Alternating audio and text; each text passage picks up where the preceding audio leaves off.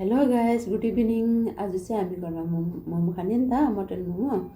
किमाहरू सबै रेडी गर्दैछु साथीहरू हो। हेर्नुहोस् होला, मटनको किमा रेडी छ हो। प्याजहरू काटेर म रेडी बनाउँछु अनि तपाईँलाई देखाउँछु नि ल।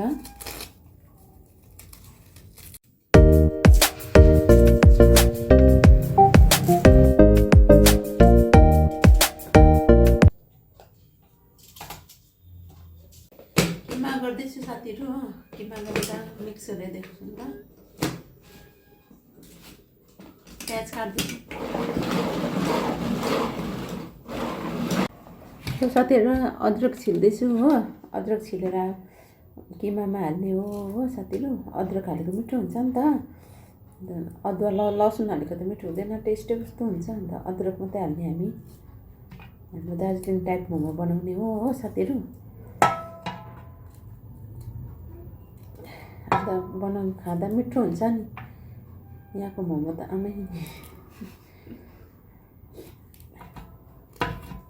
मिठै हुँदैन, घरको जस्तो हुँदैन के साथीहरू। अन्त आफ्नै घरमा बनाएर खानु चाहिँ मिठो हुन्छ नि त होइन साथीहरू। कदुकस गर्दैछु साथीहरू हो। अदरक उयो गर्दैछु। टमाटर,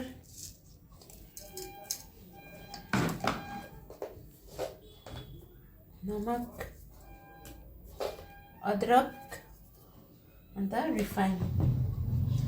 हामी यति नै हाल्छु साथीहरू है, ज्यादा हाल्दिनँ। मरमसलाहरू केही हाल्दैन। यसरी घरको जस्तै सादा बनाएर बनाउने हो साथीहरू। साथीहरू चाहिँ मैदा गुन्दैछ अब डो बनाउनुलाई, मोमोको लागि डो बनाउनुलाई ढिलो हुन्छ नभए के।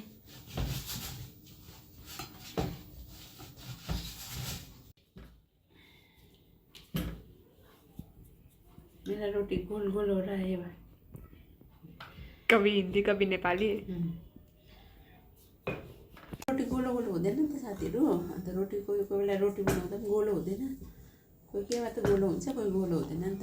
त्यही भएर भनेको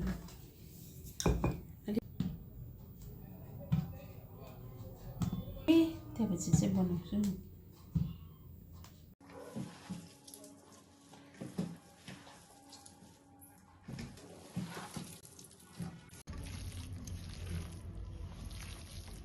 मोमो होला, मटन मोमो हो कि अलिक पाक्नु टाइम लाग्छ। अन्त मजाले मसिनो मसिनो बनाउँदैछु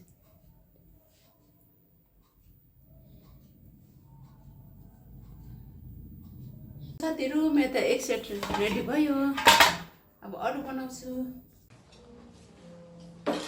हेलो भनिदिनुहोस् मम्मीको ब्लगमा।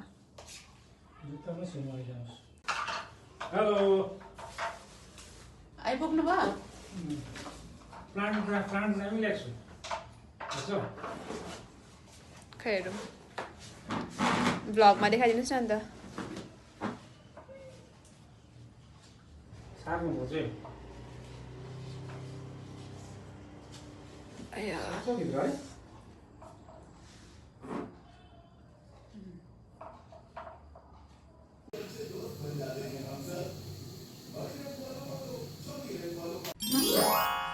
सुप मोमो दामी भएको छ साथीहरू, यम्मी भएको छ। खानुहुन्छ भने आउनुहोस् ल।